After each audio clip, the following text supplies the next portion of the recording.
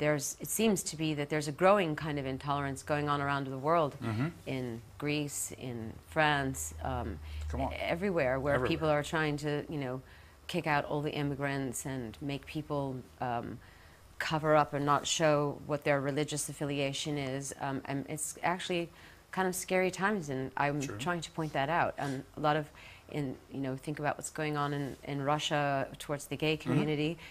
So I'm calling attention to that intolerance and asking people to pay attention, to wake up, to see how we are just creating more chaos in the world with this kind of intolerance. But after all these years, are you a little bit more optimistic? I mean, did things really change in the last, say, 3 decades? Or they got a little bit worse?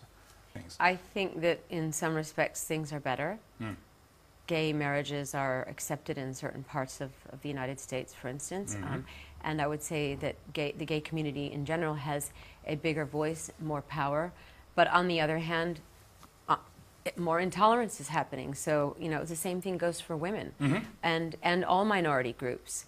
To me, there's a great polarization happening in the world. I think people who really want to make the world a better place, who really do see humanity as one and the same, are speaking up and taking action. But then there are a lot of people who are afraid, who are being intimidated, who are being taken advantage of because they're poor, hungry, underprivileged. These are the people that tend to get preyed upon by government and politicians, to get them to manipulate them into thinking that if we get rid of all of the, say, all the gays in this community, or all the Muslims, or all the Somalians, or that we'll suddenly, you know, our community will be better. You know, and if you tell that to a person who's starving, who doesn't have a job, you know, they want to hear anything. They want to hear what the solution to the problem might be.